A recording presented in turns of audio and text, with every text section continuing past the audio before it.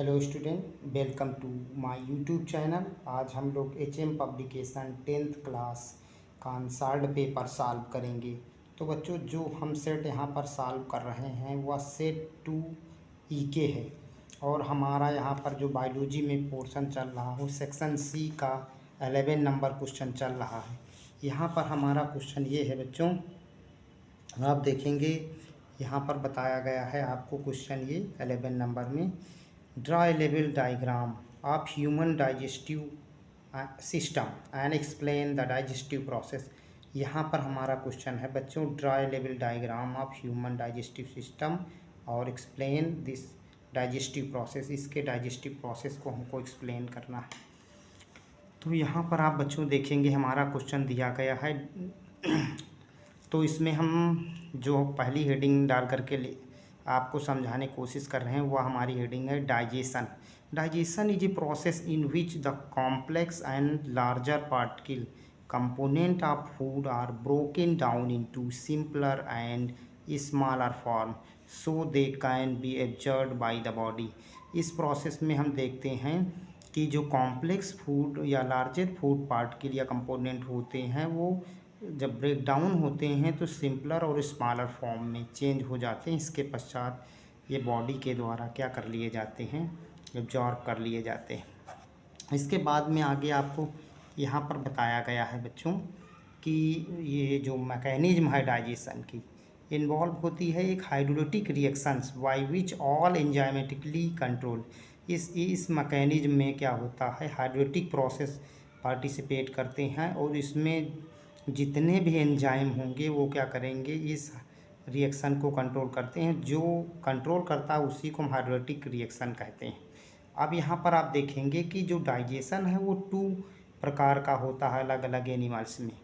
तो यहाँ पर जो हम पहला डाइजेशन प्रोसेस एक्सप्लेन करने जा रहे हैं वह है एक्स्ट्रा सेलुलर।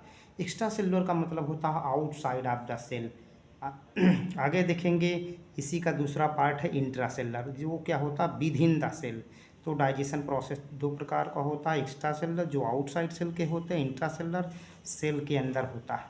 फिर यहाँ पर आप देखेंगे बताया गया प्रोसेस ऑफ डाइजेशन। तो digestion process is mainly 2 type.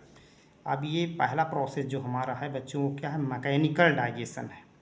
तो मैकेनिकल में हम देख रहे हैं क्या होता है। मैकेनिकल डाइजेशन क्या है, तो इसमें mastication of food, formation of chyme is stomach, downward movement of food in alimentary canal due to peristalsis. तो यहाँ पर क्या होता है, हमारे जो टीथ होते हैं 4 प्रकार के बक्कल कैविटी में, आप जानते हैं इंसीजर होता है, उसमें कैनाइन होते हैं, प्रीमोलर और मोलर होते हैं। ये 4 प्रकार के टीथ क्या होते हैं, भोजन को चीरने फाड़ने और छोटे छोटे पीस में करने का कार्य करते हैं। तो पेरिस्टालसिस जो है वो एक प्रकार का ऑटोनोमिक रिफ्लेक्स एक्शन के द्वारा कंट्रोल होने वाला पार्ट होता है और ये इंटेस्टाइन में होता है। बच्चों आप देखेंगे दूसरा प्रोसेस इसका केमिकल डाइजेशन। तो केमिकल डाइजेशन क्या है, digestive enzyme break down complex insoluble food into simpler soluble form is known as chemical digestion. तो इस प्रोसेस में आप देखेंगे कि जो कॉम्प्लेक्स इनसॉल्युबल फूड पार्टिकल होते हैं वो सॉल्युबल फॉर्म में चेंज हो जाते हैं और ये किसके द्वारा होता है बच्चों, केमिकल डाइजेशन के द्वारा कंप्लीट होता है। यहाँ पर आप देखेंगे कि जो कंप्लीट प्रोसेस है किसका, डाइजेशन का, उसमें क्या होगा, इंजेशन, डाइजेशन, एसिमिलेशन और इजेशन प्रोसेस क्या होते हैं, पार्टिसिपेट करते हैं। अब फिर यहाँ पर आप देखेंगे क्या बताया गया है, इंजेशन। तो इंजेशन का मतलब होता है intake of food particle in buccal cavity is known as ingestion. फिर क्या होगा, inside the alimentary canal food is digested and absorbed. फिर यह एलिमेंट्री कैनाल में बच्चों पहुँच जाता है और एलिमेंट्री कैनाल में क्या होगा, इसका डाइजेशन और एब्जॉर्प्शन हो जाता है। फिर इजेशन क्या होता है बच्चों, तो यहाँ पर आप देखेंगे कि undigested food is eliminated out from the body. Process of elimination of undigested food is called egestion. तो अनडाइजेस्टेड एलिमेंट जो होते हैं वो बच्चों क्या होगा, ट्रांसपोर्ट कर दिए जाएंगे और इन्हें क्या कर दिया जाता है, एलिमिनेट कर दिया जाता है इस बॉडी के बाहर। इस प्रोसेस को हम इजेशन कहते हैं। यहाँ पर हमने देखो एक एलिमेंट्री कैनाल का फिगर ह्यूमन बॉडी में दिखाया है, आप वहाँ पर देख कर के समझ सकते हैं। ये क्या है, माउथ है। माउथ में क्या होती है, टोंग होती है, और इसी माउथ में या हमारी जो बक्कल कैविटी अंदर की ओर होती है उसमें 4 प्रकार के टीथ होते हैं, जिन्हें हम कैनाइन, इंसीजर, प्रीमोलर और मोलर टीथ कहते हैं। तो यहाँ पर जो टंग होती है उसके ऊपर पैरोटिड ग्लैंड्स पाई जाती हैं। ये क्या करती हैं, सलाइवा रिलीज करने का कार्य करती हैं।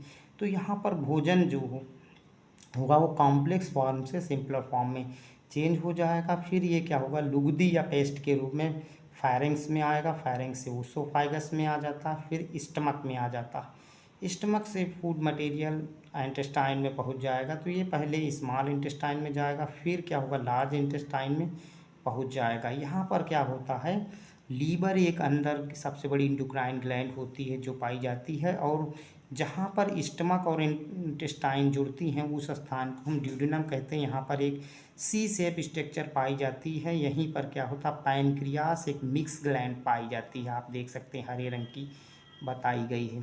फिर यहाँ पर लार्ज ग्लैंड में एक वेजिटेरियल आर्गन होता है या उसी अंग होता है जिसे हम अपेंडिक्स कहते हैं, वो भी पाया जाता है। यहाँ पर लार्ज इंटेस्टाइन में नीचे की ओर रेक्टम होता है, रेक्टम एनस फॉर्मेशन करता है। तो आप ये फिगर ड्रा कर लेंगे, ह्यूमन डाइजेस्टिव सिस्टम का डायग्राम बच्चों। इसके बाद में आप यहाँ पर देखेंगे बताया गया है नोट में कि food consist of carbohydrate. Food क्या कंसिस्ट करता है, carbohydrate, fats, proteins, vitamins, mineral and water. But out of vitamin, mineral and water are not digested. तो आपने देखा कि फूड में कार्बोहाइड्रेट, फैट्स और प्रोटीन्स, विटामिन, मिनरल, वाटर सब पाए जाते हैं, लेकिन इसमें से विटामिन्स, मिनरल और वाटर डाइजेस्ट नहीं होते हैं। ये क्या होते हैं, केवल इंटेस्टाइन के द्वारा एब्जॉर्ब किए जाते हैं। फिर बताया गया सो डाइजेस्टेड प्रोसेस आकर only carbohydrate, fat and proteins. तो जो हमारा डाइजेशन प्रोसेस है उसमें कार्बोहाइड्रेट, फैट और प्रोटीन का ही डाइजेशन होता है। फिर यहाँ पर क्या बताया गया है अगली हेडिंग में, आप देखिए in buccal cavity and stomach. तो यहाँ पर बच्चों बताया गया है कि in buccal cavity food is chewed and masticated with the help of teeth of tongue. यहाँ पर क्या होता है, बक्कल कैविटी में टीथ पाए जाते हैं, वो भोजन को क्या करते हैं, चबाते हैं, और टोंग क्या करती है, इसमें सलाइवा रिलीज करती है, और उसमें टाइलिन नामक एंजाइम पाया जाता है जिसमें अल्फा माइलेज सेक्रीट होता है।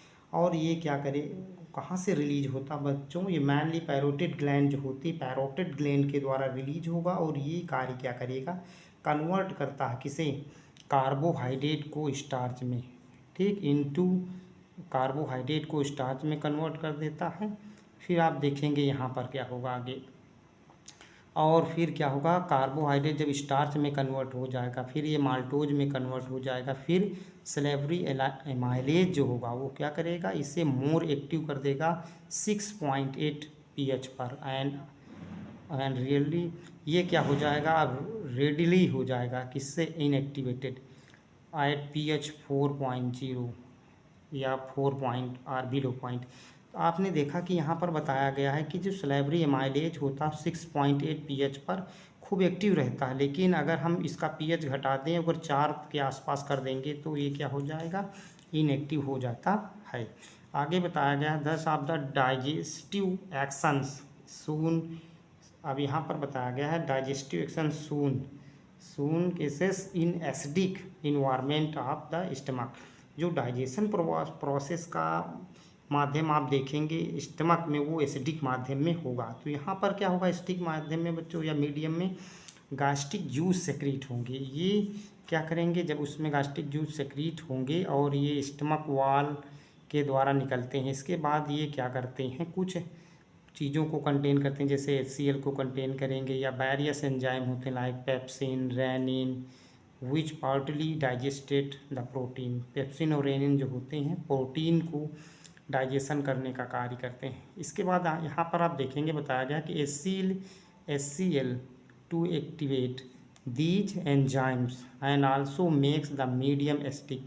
जब इसमें HCl जुड़ जाएगा तो वो क्या करेगा, भोजन का माध्यम कैसा कर देता है बच्चों, एसिडिक कर देता है। इसके बाद यहाँ पर देखेंगे कि जो गास्ट्रिक लाइपेज होता है may be digested a little fat but there is no digested of carbohydrate in stomach. तो जब हम यहाँ पर लाइपेज या गैस्ट्रिक लाइपेज को इंटर करते हैं भोजन में, तो वो क्या करेगा, फैट का तो डाइजेशन करेगा, लेकिन कार्बोहाइड्रेट का डाइजेशन स्टमक में नहीं करता है। फिर आप अगली हेडिंग में यहाँ पर देखेंगे बताया गया है इन इंटेस्टाइन। तो chyme as it leaves the stomach passes into small intestine, the duodenum, bile juice and pancreatic juice and intestine juice get। यहाँ पर हम देखते हैं जो भोजन उसमें स्टमक से इंटेस्टाइन में आता है उसे हम काइम कहते हैं, और यह काइम क्या होगा, स्मॉल इंटेस्टाइन में आ जाएगा। फिर उसकी जो ड्यूडिनम होगी वहाँ से जब आएगा तो इसमें बाइल जूस, पैनक्रियाटिक जूस और इंटेस्टाइनल जूस मिक्स हो जाते हैं। जब ये क्या होंगे बच्चों, मिक्स हो जाएंगे, तब यहाँ पर आप देखेंगे कि जो सेमी डाइजेस्टेड फूड होता है, तो यहाँ पर हम देखते हैं bile makes the medium alkaline. अब इस अर्ध पचा भोजन होगा जिसे हम सेमी डाइजेस्टेड फूड मटेरियल कहते हैं, अब ये एल्कलाइन मीडियम में चेंज हो जाएगा क्योंकि इसमें बाइल जूस मिक्स हो गया। इसके बाद एमल्सीफाई कर देगा फैट को। एमल्सीफाई का मतलब ये होता है बच्चों, फैट जो है वो छोटे छोटे पार्टिकल्स में टूट जाएगी। फिर पैनक्रियाटिक जूस, इसमें बीटा एमाइलेज मिक्स हो जाएगा और ये कन्वर्ट कर देगा किसे, रिमेनिंग कार्बोहाइड्रेट स्टार्च में चेंज हो जाएगा। इसके बाद माल्टोज में चेंज हो जाएगा।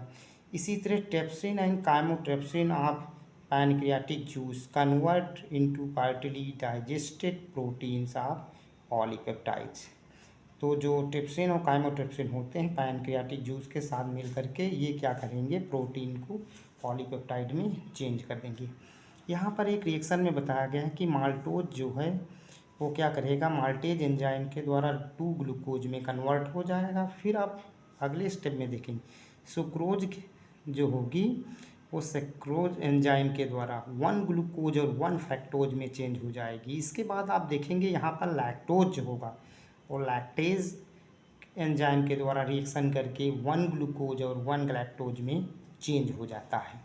यहाँ पर आप देखेंगे कि इन इलियम जो पार्ट है इंटेस्टाइन का वो क्या हो जाएगा, वहाँ पर जूस मिल जाएंगे, और ये क्या करते हैं बच्चों, play the final role in contain enzymes which convert maltose into all disaccharide to monosaccharide. मतलब इसमें जब आप देखेंगे इलियम में भोजन पहुँचता है इंटेस्टाइन के पार्ट में, तो यहाँ पर एक महत्वपूर्ण रोल ये होता है कि जो एंजाइम होते हैं वो क्रिया करेंगे, और इस समय माल्टोज जो होगा वो डाइसैकेराइड में बदल जाएगा, फिर मोनोसैकेराइड में बदल जाएगा।